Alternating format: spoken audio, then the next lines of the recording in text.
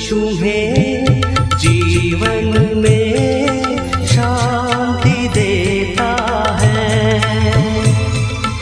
यीशु तुम्हें जीवन में शांति देता है।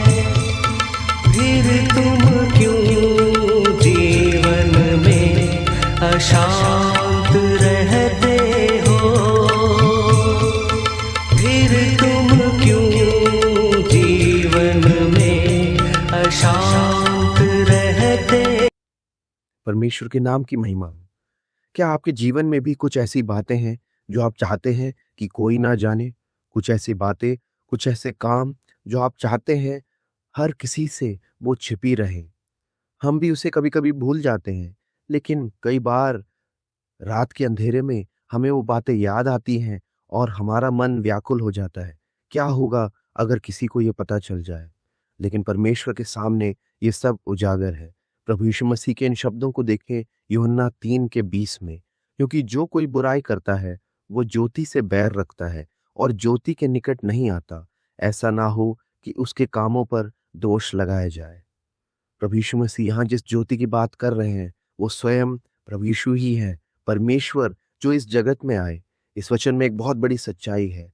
हम सब किसी ना किसी तरह से इस ज्योति से अर्थात परमेश्वर से दूर भागते हैं। क्यों? क्योंकि हम सब में एक पाप का स्वभाव है। हम अपने उस पाप के स्वभाव के कारण जो बुरे कार्य उत्पन्न हुए हैं उसके कारण हम परमेश्वर से दूर रहते हैं, क्योंकि हम डरते हैं कि ये सब उजागर ना हो जाए। लेकिन ये ज्योति संसार में आई, ये परमेश्वर का वचन हमें बताता है। ये ज्योति अर्थात प्रभु यीशु मसीह इस संसार में क्यों आए? इफिसियों की पत्री 5वें अध्याय के 13 और 14 में हम इस प्रकार पढ़ते हैं, पर जितने कामों पर उलाहना दिया जाता है वे सब ज्योति से प्रकट होते हैं, क्योंकि जो सब कुछ को प्रकट करता है वो ज्योति है। इस कारण वो कहता है, हे सोने वाले जाग और मुर्दों में से जी उठ, तो मसीह की ज्योति तुझ पर चमकेगी। ज्योति केवल न्याय करने के लिए ही नहीं बल्कि बचाने के लिए, जिलाने के लिए इस संसार में आया है।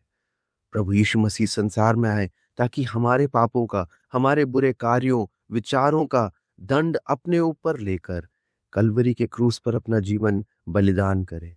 तीसरे दिन वो मृत्यु पर जय पाकर जी उठे। आज वो आपको बुला रहे हैं कि ज्योति के निकट आओ, एक नया जीवन पाओ। क्या आज आप इस ज्योति को स्वीकार करके उस अनंत जीवन को पाएंगे?